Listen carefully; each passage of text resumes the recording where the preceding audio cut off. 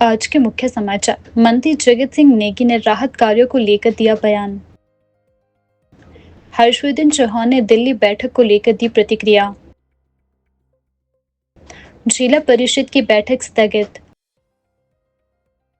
स्वदेशी जागरण मंच ने किया विदेशी वस्तुओं के बहिष्कार का आह्वान। दृष्टिबाधित संघ ने सरकार पर साधा निशाना। सब्जियों के दामों में तेजी। 2 युवक चिट्टे सहित गिरफ्तार। टैरिफ बढ़ोतरी पर भड़के नरेश चौहान। शिक्षा मंत्री रोहित ठाकुर मीडिया से हुए रूबरू। अब समाचार विस्तार से। हिमाचल प्रदेश में रात से लगातार हो रही भारी बारिश के कारण जनजीवन पूरी तरह अस्त व्यस्त हो चुका है। जगह जगह भूस्खलन और जल भराव की खबरें सामने आ रही हैं। वहीं नदियों और नालों का जलस्तर भी खतरनाक स्तर तक पहुंच चुका है। प्रशासन ने लोगों से अपील की है कि वे नदी नालों के किनारे और भूस्खलन संभावित क्षेत्रों में जाने से बचे। इसी बीच शिमला सचिवालय में पत्रकारों से बातचीत करते हुए प्रदेश के बागवानी मंत्री जगत सिंह नेगी ने मौजूदा आपात स्थिति को लेकर गंभीर चिंता जताई है। उन्होंने कहा कि पूरा हिमाचल इस समय भारी नुकसान से जूझ रहा है। सरकार दिन रात राहत एवं बचाव कार्यों में जुटी हुई है। मंत्री ने कहा कि बीते वर्षों में आई आपदा के दौरान भी राज्य को गंभीर क्षति पहुंची थी, लेकिन केंद्र सरकार की ओर से उस समय भी कोई विशेष मदद नहीं मिली है। उन्होंने उम्मीद जताई है कि मौजूदा स्थिति को देखते हुए केंद्र इस पर प्रदेश की मदद के लिए आगे आएगा। प्रदेश सरकार ने सभी जिला प्रशासन को अलर्ट पर रखा है और आपातकालीन सेवाओं को पूरी तरह सक्रिय कर दिया गया है। राहत शिविरों की व्यवस्था की जा रही है और प्रभावित इलाकों में आवश्यक वस्तु पहुंचाई जा रही है। बागवानी मंत्री ने प्रदेश वासियों से अपील की है कि वे धैर्य बनाए रखें और प्रशासन द्वारा जारी दिशा निर्देशों का पालन करें। आप देख रहे हैं कि बरसात में जो है एक इलाके में नहीं है, बहुत पूरे हिमाचल के कई प्रदेशों में बहुत ज़्यादा बारिशें हुई। नेशनल हाईवेज भी जो है बाधित है। तो अभी DTR की बात करें या आप अगर हमारे इसकी बात करें पेयजल योजना, तो काफ़ी इस पे जो है प्रभाव पड़ा है। और युद्ध स्तर पे इसको बहाल करने के लिए सभी विभाग जो है लगे हैं। PWD है, चाहे जल शक्ति है, चाहे हमारे ये बिजली बोर्ड के लोग हैं, सब काम कर रहे हैं। आजकल जो है फ्रूट्स का समय आया है, आजकल सेब भी चला है, नाशपाती भी चली है इधर। तो मंडियों में बहुत अच्छे मतलब आमद आया है। तो ये कि सड़कों को जहाँ कहीं बाधित भी हो रहे हैं खोल रहे हैं, तो इसी से जो है मार्केट में सारा जो है ये फल हमारा पहुँच रहा है। तो इसका मतलब ये कि काम अच्छा हो रहा है और हम पूरी कोशिश के साथ फसल को मार्केटों तक लाने का प्रयास करें। प्राकृतिक आपदाओं के सामने हम जो है ज़्यादा कुछ नहीं कर पाते। ये कि हमें सिर्फ अपने आप को बचाव के लिए करना है। अब जहाँ बादल फटे हैं ज़्यादातर उन इलाकों में नुकसान हुआ है जो नालों के साथ बस्तियां हैं या जो बिल्कुल नदी के तट पे बस्तियां हैं। ऊपर के इलाके में जब कोई बादल फटते हैं तो पानी और मलबा सब नीचे की तरफ को आता है और नीचे जो रास्ते में ये जो नए हमने जो आशियाने बनाए हैं, बस्तियां बसाई है, इनको बहुत ज़्यादा नुकसान हुआ है। तो भविष्य में ये देखने की ज़रूरत है कि हम नदी नालों से कितनी दूरी पर हम जो है नई बस्तियां या नए जो है आशियाने बसा रहे हैं, उस पर विचार करने की जरूरत है। शिमला सचिवालय में मीडिया से रूबरू होते हुए हिमाचल प्रदेश के उद्योग मंत्री हर्षवर्धन चौहान ने हाल ही में दिल्ली में हुई कांग्रेस पार्टी की उच्च स्तरीय बैठक को लेकर जानकारी साझा की। उन्होंने बताया कि यह बैठक करीब 1 घंटे तक चली है, जिसमें हिमाचल प्रदेश से जुड़े कई अहम राजनीतिक और संगठनात्मक मुद्दों पर विस्तार से चर्चा की गई। मंत्री ने बताया कि इस बैठक में कांग्रेस नेता राहुल गांधी, मुख्यमंत्री सुखविंदर सिंह सुक्खू, रजनी पाटिल भी शामिल रहे। बैठक का मुख्य उद्देश्य प्रदेश में पार्टी संगठन को और अधिक मजबूत बनाना था। उन्होंने बताया कि बैठक में वरिष्ठ नेताओं की राय भी ली गई और हिमाचल में कांग्रेस का प्रदेश अध्यक्ष कौन होना चाहिए, इस पर विचार विमर्श हुआ है और रजनी पाटिल ने सभी नेताओं से सुझाव भी मांगे हैं। साथ ही उन्होंने कहा कि संगठन को जमीनी स्तर पर कैसे मजबूती दी जाए, इस पर भी गंभीरता से मंथन किया गया। हर्षवर्धन चौहान ने यह भी स्पष्ट किया कि कांग्रेस नेतृत्व सभी नेताओं की राय लेकर संतुलित और रणनीतिक निर्णय लेना चाहता है, जिससे पार्टी को आगामी समय में मजबूती मिल सके। इस बैठक को आने वाले समय में प्रदेश की राजनीति और कांग्रेस संगठनात्मक ढांचे के लिए महत्वपूर्ण माना जा रहा है। परसों जो है हिमाचल प्रदेश राष्ट्रीय हमारे अध्यक्ष मल्लिकार्जुन खड़गे जी की अध्यक्षता में हिमाचल प्रदेश के जो वरिष्ठ नेता हैं, वरिष्ठ मिनिस्टर्स हैं, जिसमें 6 मिनिस्टर्स थे और मुख्यमंत्री जी और प्रदेश अध्यक्ष थी, उस मीटिंग का आयोजन किया गया है, जिसमें हमारे leader of opposition Rahul Gandhi ji भी शामिल हुए। हमारे प्रभारी रजनी पाटिल जी और वेणुगोपाल जी जो है हमारे वरिष्ठ AICC के ऑर्गेनाइजेशन के सेक्रेटरी हैं, वो भी शामिल हुए हैं। और विस्तृत रूप से हिमाचल प्रदेश के विषय में जो है कोई 1 घंटा सवा घंटा चर्चा हुई है। और वो मेन फोकस तो उसमें जो है हमारे जो संगठन है, प्रदेश कांग्रेस के अध्यक्ष बनना है और संगठन को कैसे मजबूत किया जाए, उस पर फोकस रहा है। हम सबसे मिनिस्टर से एक एक करके जो है राय भी ली गई है कि क्या हो, मगर एक मत, सबका एक मत ये था कि प्रदेश अध्यक्ष उस व्यक्ति को बनाया जाए जो स्टेचर का आदमी हो, जिसका राजनीतिक कद हो। और अकेले में जो है रजनी पाटिल जी ने भी जो है हम सबसे जो है राय जानने की कोशिश की है। तो मुझे लगता है कि वे हिमाचल प्रदेश के जो अध्यक्ष है उसका फैसला आने वाले समय में जो है वो जल्द शायद हो जाए। क्योंकि इस चीज़ से तो जो संगठन ना होने की वजह से तो बहुत फ़र्क पड़ रहा है, क्योंकि पिछले 8 महीने से लेकर के जो हमारे संगठन की गतिविधियां हैं वो ठप पड़ी हुई हैं। और संगठन अगर होगा, जैसे प्रदेश कांग्रेस कमेटी है, डिस्ट्रिक्ट कांग्रेस कमेटी है, ब्लॉक कांग्रेस कमेटी है, उसमें एक वर्कर को अपनी बात रखने का, अपनी ग्रीवेंसेस रखने का, अपनी पीड़ा रखने का मौका भी मिलता है।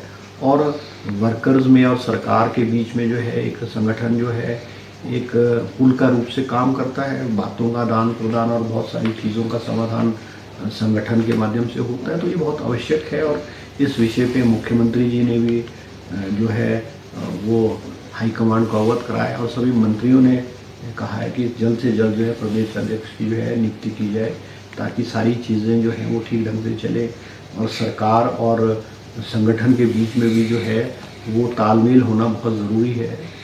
तो जो है सरकार स्मूथली चलेगी। अब ये भी लोगों ने, मिनिस्टर्स ने स्ट्रेस किया है, क्योंकि पंचायतों के चुनाव आज से 4-5 महीने में पंचायतों के चुनाव भी होने जा रहे हैं। और पंचायतों में किस तरह से हमको संगठित होकर के लड़ना है, क्योंकि पंचायत प्रधान के चुनाव हैं वो तो चलो पार्टी आधार पे नहीं होते, मगर ज़िला परिषद के जो इलेक्शंस हैं वो तो बेशक राजनीतिक सिंबल पे नहीं होते, मगर उसमें डिवीज़न जो है कांग्रेस और बीजेपी के बीच का डिवीज़न होता है। और ज़िला परिषद की जो फॉर्मेशन होती है वो दो पॉलिटिकल पार्टीज़ के बीच की लड़ाई के बीच में होती है। तो ये सारी मद्देनज़र रखते हुए सब ने अपनी अपनी बात जो है राहुल गांधी जी के समक्ष में रखी। और राहुल गांधी जी ने भी कहा है कि हम सबको मिलकर के जो है हिमाचल प्रदेश के जो मंत्री थे सबको मिलकर के जो है हिमाचल प्रदेश में कांग्रेस पार्टी को जो है मजबूत करना है। ये देखो, हमारी तो राय ली गई है और रजनी पाटिल जी ने, जो हमारे प्रभारी हैं, उन्होंने वो रिपोर्ट जो हमारी राय के मुताबिक रिपोर्ट बना करके वो कांग्रेस आला कमान को देंगे। और अगर कांग्रेस आला कमान ने वो मुख्यमंत्री जी के साथ भी चर्चा करके, रजनी पाटिल जी के साथ भी चर्चा करके जो आगे का फैसला जो उसके मुताबिक होगा।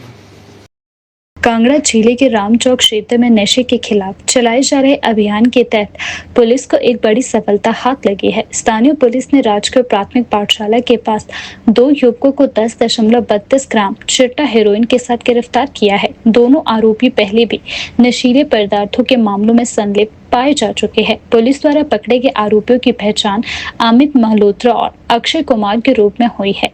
एसपी कांगड़ा अतिरिक्त कार्यभार अशोक रतन ने बताया कि आरोपियों के खिलाफ NDPS एक्ट के तहत मामला दर्ज कर लिया गया है और आगे की जांच जारी है। पुलिस रिकॉर्ड के अनुसार अमित मल्होत्रा के खिलाफ पहले से ही NDPS एक्ट और अन्य धाराओं के तहत कुल 5 मामले दर्ज है, जबकि अक्षय कुमार के खिलाफ 2 आपराधिक मामले चल रहे हैं।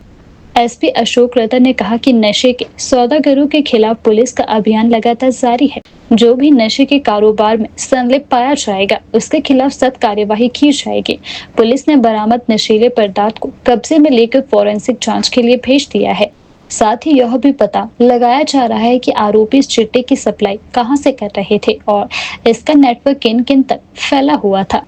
स्थानीय लोगों ने पुलिस की कार्यवाही की सराहना की है और क्षेत्र में नशे के खिलाफ कठोर कदम उठाने की मांग की है। मुख्यमंत्री के प्रधान मीडिया सलाहकार नरेश चौहान ने अमेरिका द्वारा भारतीय उत्पादों पर 25% अतिरिक्त टैरिफ लगाए जाने के फैसले पर तीखी प्रतिक्रिया दी है।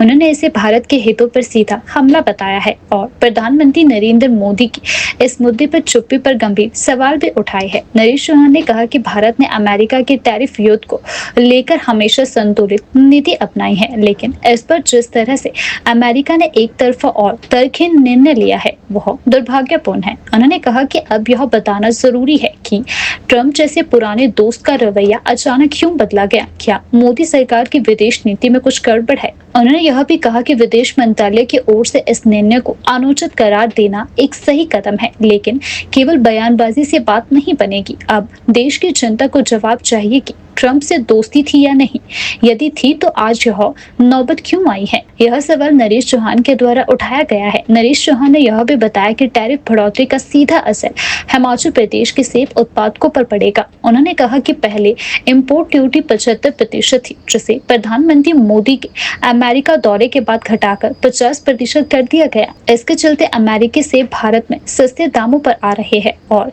हिमाचली सेब के बाजार में प्रतिस्पर्धा घट रही है।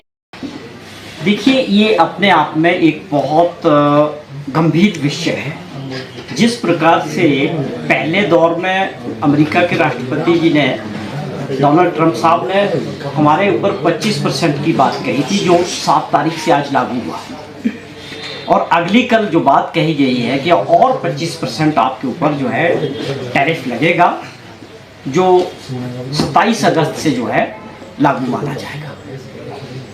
तो आप ये समझें कि कुल मिला के 50% की बात हो गई। अब हमारी जो देश की उम्मीदें थी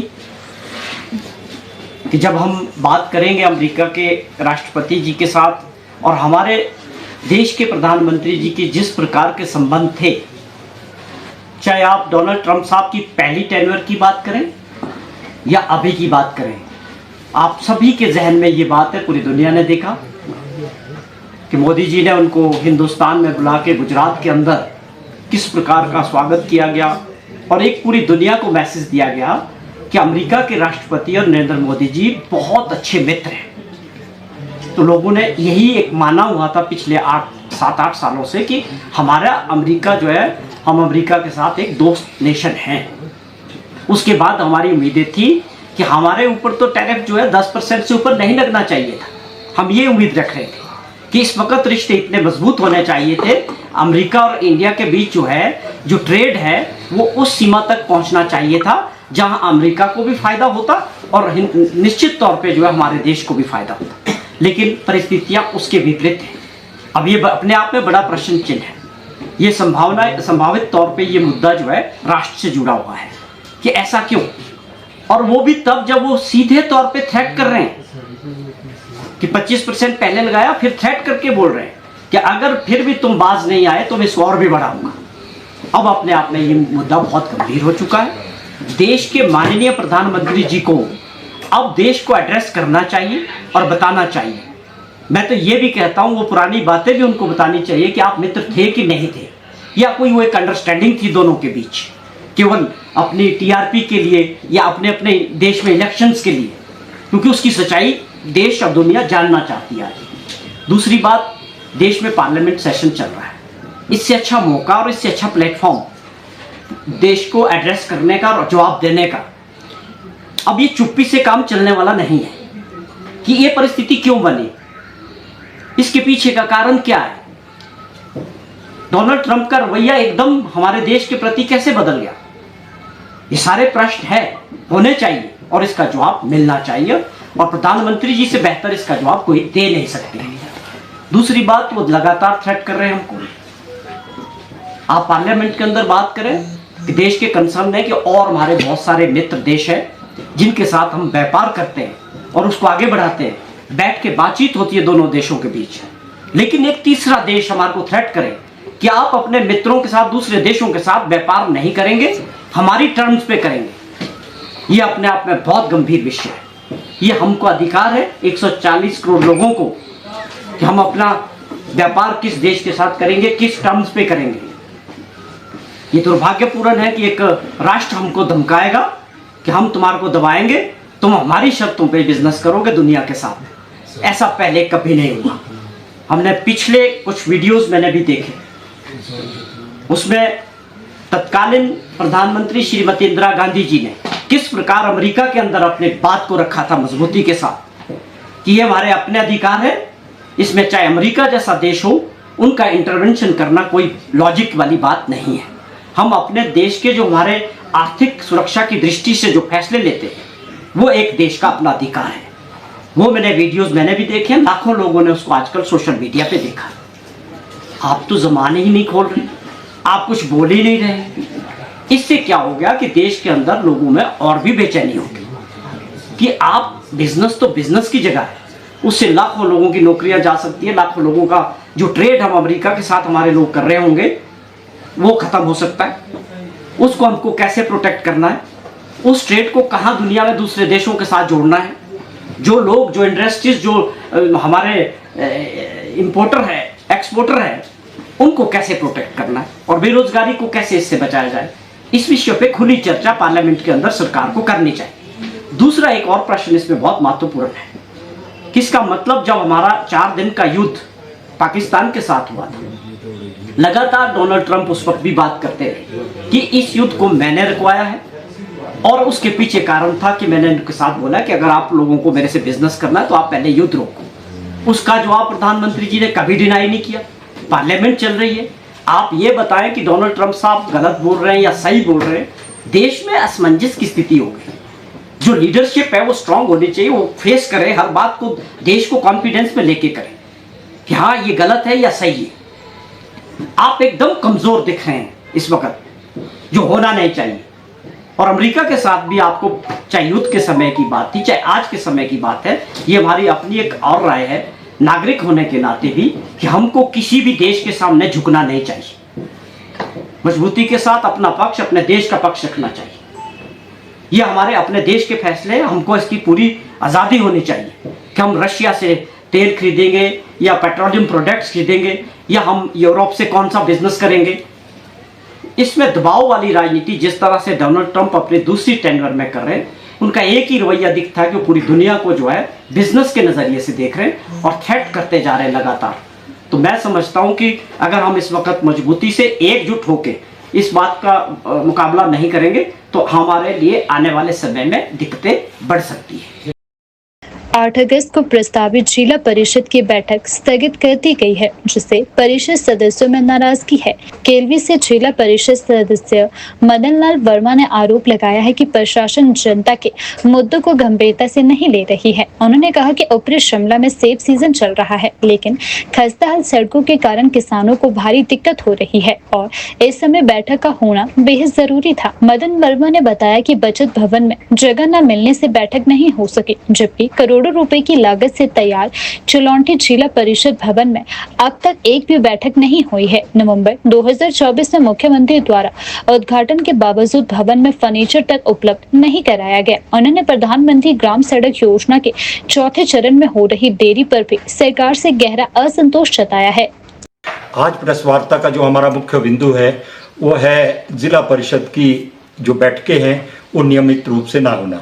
पंचायती राज अधिनियम हिमाचल प्रदेश 1994 की धारा 91 के तहत यह स्पष्ट किया गया है कि जिला परिषद की जो बैठक है वो साल में 4 बैठकें होगी और बैठक का जो अंतराल है वो 3 महीने से अधिक नहीं होगा। इससे पहले जो हमारी बैठक जनवरी में हुई थी, जनवरी के बाद हमारी अगली जो बैठक है वो मई माह में हुई थी, 4 महीने बाद। और अभी जो जिला परिषद सचिव के माध्यम से हमें सूचना दी गई थी कि हमारी जो बैठक है जो अगस्त माह में ड्यू थी वो 8 अगस्त को होनी थी, लेकिन इसकी औपचारिक जो चिट्ठियां हैं अभी तक हमें प्राप्त नहीं। इससे यह प्रतीत होता है कि जो ये बैठक 8 अगस्त को रखी गई थी वो नहीं होने वाली है। और आधिकारिक सूत्रों से हमने जो पता किया उसका कारण ये बताया गया है कि हमारी जो 12 करोड़ की लागत से जिला परिषद का भवन बना है वहाँ पर अभी फर्नीचर उपलब्ध नहीं है। और हम इससे पहले जो बैठक पंचायत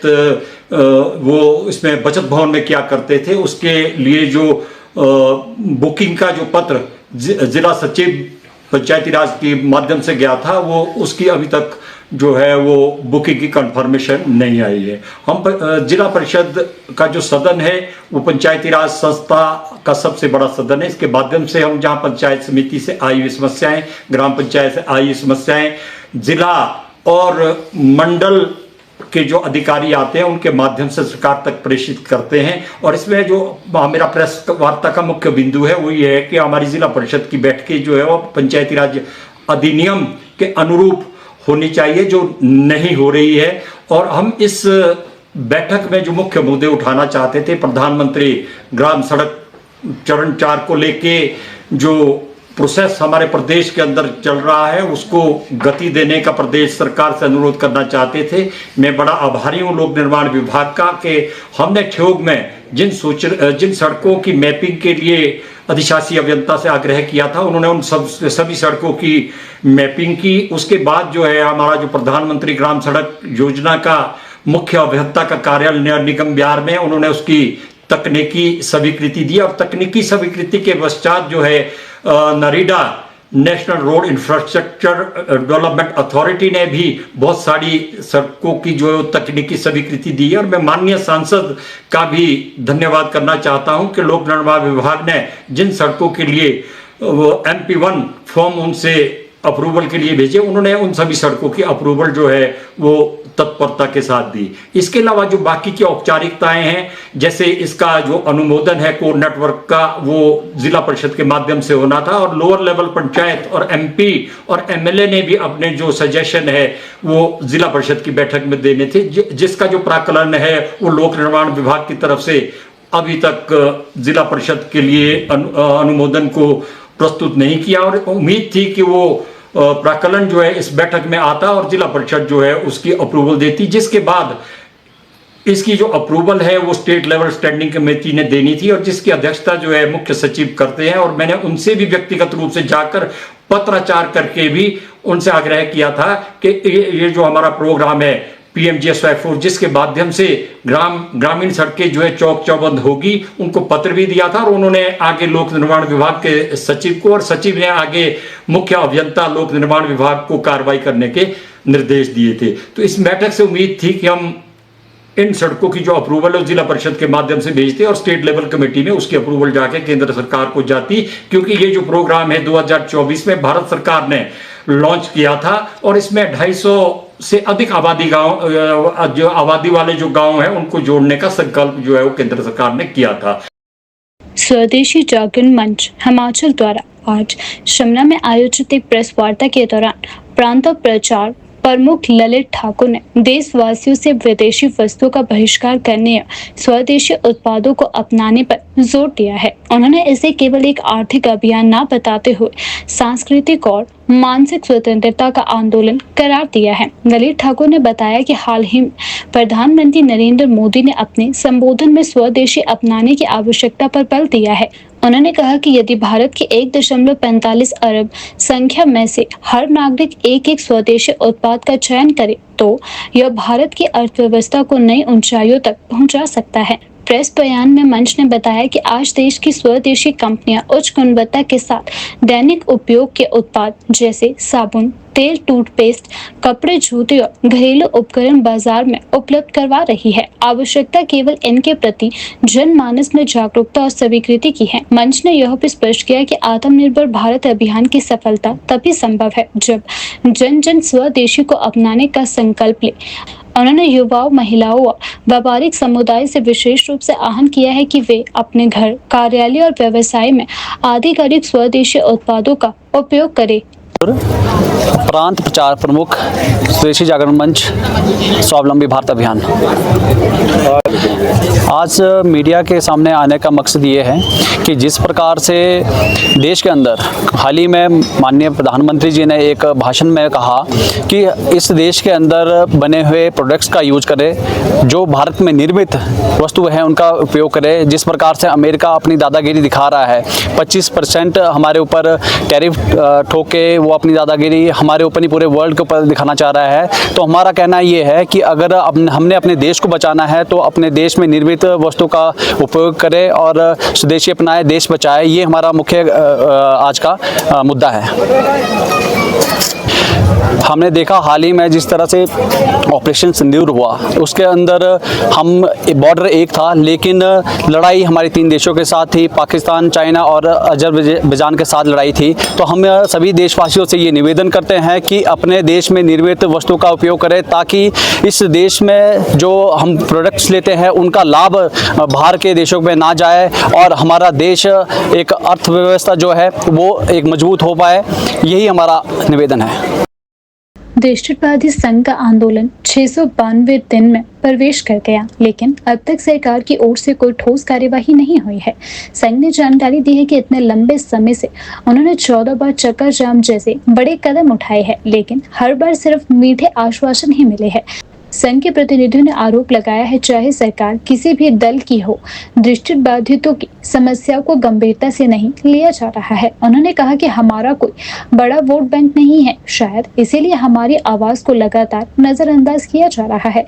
संघ के प्रतिनिधियों ने बताया कि कई बार मंत्रियों से बातचीत हो चुकी है, लेकिन हजारों खाली पड़े बैकलॉग पदों पर कोई भर्ती नहीं की गई। इतना पढ़ लिखने और योग्य होने के बावजूद हमें अपने अधिकारों के लिए संघर्ष करना पड़ रहा है। प्रदर्शन के दौरान एक दृष्टिबाधित व्यक्ति सड़क के नीचे गिर गए, जो पिछले 31 वर्षों से संघर्ष कर रहे हैं। उनकी पत्नी भी पूरी तरह दृष्टिबाधित है, लेकिन अब तक उन्हें कोई मदद नहीं मिल पाई है। यह घटना सरकार की संवेदनहीनता को उजागर करती है। प्रदर्शनकारियों ने नाराजगी जताते हुए कहा कि यह ठगने फुसलाने का खेल कब तक चलेगा। हाल ही में उन्हें फिर से एक नया आश्वासन सचिवालय से मिला है, लेकिन संघ का कहना है कि अब उन्हें केवल व्यवहारिक समाधान चाहिए। संघ ने चेतावनी दी है कि यदि जल्द ठोस कदम नहीं उठाए गए तो आंदोलन को और तेज किया जाएगा। कि 652 दिन में 14 चक्के जाम में हमारे हाथ सिसके आया है मीठी गोलियां, और आज से कल से परसों से चौथ, 15 दिन, 20 दिन, 1 महीना, कभी डायरेक्टर के पास जाओ, सेक्रेटरी के पास जाओ, चीफ सेक्रेटरी के पास जाओ, वेलफेयर मिनिस्टर के पास जाओ, सीएम के पास जाओ, सबके साथ हम लोगों ने बैठकें करके देख लिया है और सब लोग सिर्फ अपना टाइम निकाल रहे हैं। हम सिर्फ ऐसा नहीं है कि किसी सरकार की आलोचना कर रहे हैं, ये तो खैर आलोचना की पात्र है क्योंकि इनके कार्यकाल में ऐसा हो रहा है, लेकिन गवर्नमेंट कोई भी हो, हमारे लिए कोई भी सीरियस नहीं है। और इसका अगर मैं आपको रीजन बताऊं तो इसका रीजन ये है कि हमारा कोई बहुत बड़ा वोट बैंक नहीं है। और मीडिया में से भी अगर मैं बात करूं तो एक योगराज जी ने सीएम साहब से पूछने की कोशिश की है हमारे लिए, लेकिन कोई सकारात्मक उत्तर उन्हें भी नहीं मिला। इसके अलावा किसी मीडिया ने भी इस पर विचार नहीं किया कि मुख्यमंत्री को पूछा जाए या वेलफेयर मिनिस्टर को पूछा जाए कि आप लोग क्या कर रहे हैं। 652 दिन का आंकड़ा बहुत बड़ा होता है, और हिमाचल में जब भी विकलांगों को नौकरियां मिली है, वो चाहे मूक बधिर लोग हैं या ऑर्थोपेडिकली है, सबको ही लाभ तब मिला है जब हमारे ब्लाइंड लोगों ने आवाज उठाई है। 1198 दिन का जो पहला धरना हिमाचल में हुआ है, वो माननीय शोभराम जी मेरे बाईं तरफ बैठे हैं, इनकी अध्यक्षता में हुआ है। और 1198 दिन आप सोच सकते हैं कितना तकलीफ जेल समय रहा होगा, तब जाके कहीं सरकार जागी थी। उसके बाद एक 11 महीने का धरना हुआ था और उसमें मैं खुद सक्रिय था, तो तब जाके अब इतना पढ़ने लिखने के बावजूद, इतनी चीजें करने के बावजूद, जबकि अगर हम अपने बैकलॉग की बात करें तो हजारों में हमारी पोस्टें बनती है, हजारों में, और हम इनसे सिर्फ 100-150 वैकेंसीज मांग रहे हैं कि जो सही मायनों में जो है, जो विजुअली इम्पेयर्ड हैं, जो ब्लाइंड स्कूल से पढ़ के लोग आए हैं, जो ब्रेल को जानते हैं, जो 100% जो 100% ब्लाइंड है, जो रोस्टर पॉइंट कहता है कि पहले दो पद जो है वो 100% ब्लाइंड से भरे जाएं, उनसे ये नौकरियां भरो, ना कि अपने फेवरेट लोगों के जो फर्जी मेडिकल लेकर के आ जाते हैं उनसे ये भरे। 2016 में आरपीडी एक्ट जो आया था, उसमें जो उसका जो संशोधित कॉपी जब आई थी, उसी वक्त इनको 3 महीने में यहाँ पर हमारे को बैकलॉग दे देना चाहिए था, लेकिन कल करते करते ये लोग 9 साल खा गए। अब आप सोच लो कि 9 साल पहले भी जब लोग धरने में थे, उनमें से आज भी कुछ लोग हैं जिनको नौकरियां नहीं मिल पाई, कब वो अपनी जिंदगी में क्या स्ट्रगल करेंगे। वैसे ही ब्लाइंड को स्कूल लेट मिलता है, एजुकेशन लेट मिलता है, वो चीजों का संघर्ष है। तो आधा जीवन तो हमारे लोगों का वैसे ही बर्बाद हो गया है। अभी पीछे आपने कवर किया होगा, हमारा एक साथी जो गिर गया था, दयाबंद जी, वो धरना करते हुए सड़क से बाहर गिर गए थे। उनकी परिस्थिति अगर आज हम देखें तो उनकी जो पत्नी है वो टोटली ब्लाइंड है और वो पता नहीं किस तरह से उनको मैनेज कर रहे हैं और बेचारे यहाँ धरने में ही हमारे साथ ही रुकते हैं कि चल मेरे पति को कोई समस्या ना हो या कुछ ना हो, लेकिन गवर्नमेंट ने क्या इनकी कोई सुध ली? मुझे तो नहीं लगता कि इनके लिए कुछ भी सरकार ने किया है। इलाज तो वैसे भी मुफ्त में होता है लोगों का, वो तो होता ही है। अब मैं कुछ चीजें और इस मंच के माध्यम से सरकार को साफ कहना चाहूंगा कि ये ठगने और ठगाने का खेल बहुत हो गया। हिमाचल प्रदेश के शिक्षा मंत्री रोहित ठाकुर ने आज शिमला सचिवालय में मीडिया से बातचीत के दौरान शिक्षा विभाग की तैयारियों, मॉनसून से हुए नुकसान और आगामी विधानसभा सत्र को लेकर अहम जानकारी दी। उन्होंने बताया कि सचिवालय में हुई अधिकारियों की बैठक में शिक्षा से जुड़े महत्वपूर्ण मुद्दों पर विस्तृत चर्चा हुई है। खासतौर पर 18 अगस्त से शुरू हो रहे विधानसभा सत्र में जिन जिन विषयों को उठाया जाना है उन पर भी पूर्ण रूप से समीक्षा और योजना तैयार की गई है। शिक्षा मंत्री ने कहा कि हाल ही में आए मॉनसून ने प्रदेश के कई स्कूलों को नुकसान पहुंचाया है, जिसकी रिपोर्ट विभाग को प्राप्त हो चुकी है। बैठक में इस नुकसान की भरपाई और स्कूलों को शीघ्र दुरुस्त करने के लिए अधिकारियों को समयबद्ध कार्य योजना तैयार करने और उसे निर्धारित समय सीमा में पूरा करने के निर्देश भी दिए गए हैं। उन्होंने स्पष्ट किया है कि शिक्षा विभाग अपने दायित्व को पूरी गंभीरता और निष्ठा से निभा रहा है। जो जिम्मेदारियां मुझे दी गई है मैं उसमें पूरी तरह संतुष्ट हूँ और उन्हें पूरी ईमानदारी से मेरे द्वारा निभाया जा रहा है, लेकिन अगर भविष्य में और जिम्मेदारियां मिलती है तो उन्हें भी निभाने के लिए मैं तैयार हूँ। शिक्षा मंत्री ने यह भी भरोसा दिलाया है कि विभाग शिक्षा व्यवस्था को और अधिक मजबूत बनाने के लिए लगातार कार्य कर रहा है और जनहित के मुद्दों को प्राथमिकता दी जा रही है। कम से कम 2 दफ़ा ये हमारी बैठक होती है और इसके उपरांत एक हमारी जो हमारे डिप्टी डायरेक्टर्स हैं भिन्न भिन्न जिलों में नियुक्त है उनकी भी एक अलग से मीटिंग होती है और उसमें ओवरऑल अपने डिपार्टमेंट का रिव्यू एक धरातल की क्या जो हमारे पॉलिसी प्रोग्राम्स है और शिक्षा की क्या व्यवस्था उसकी सही जानकारी प्राप्त होती है। और मुख्यतः क्योंकि आप जानते हैं कि 18 के बाद हमारा विधानसभा का सेशन भी प्रारंभ हो रहा है तो सभी बातों को लेकर जो शिक्षा विभाग ने 2-2.5 वर्षों में जो मैं समझता हूँ सुधार किए, जो एक अच्छा परफॉर्मेंस रहा, इन सभी बातों को लेकर हम हर तरह से तैयार रहे और आने वाले समय में जो हमने टारगेट अपने अधिकारियों को दिया है वो निश्चित समय अवधि में, चाहे प्रमोशंस के मैटर है चाहे अन्य, मैं समझता हूँ जो हमारे फंड्स विशेषकर जो हमारा लगभग कोई आपका मंडी का ही लगभग 220 स्कूल के आसपास आपके प्रभावित हुए थे और पूरे प्रदेश में संख्या बढ़कर 500 से अधिक हो चुकी, जो वर्तमान में जो आपका मानसून का दौर चला है तो उनके लिए भी पैसे का प्रावधान हो ताकि उसकी रिपेयर मेंटेनेंस हो स्कूल्स की।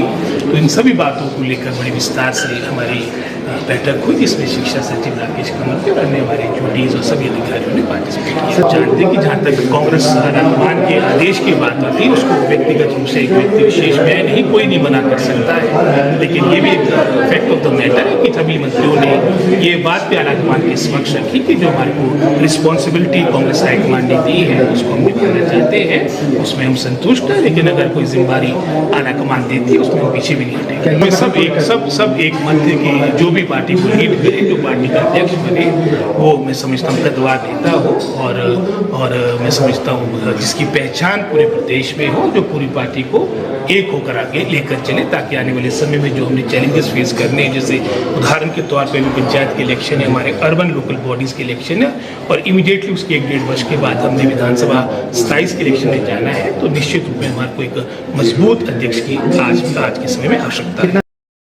हिमाचल प्रदेश की राजधानी शिमला की सब्जी मंडी में इन दिनों सब्जियों के दामों में तेजी देखी जा रही है। कई सब्जियों के दाम आम उपभोक्ताओं की जेब पर भारी पड़ रहे हैं।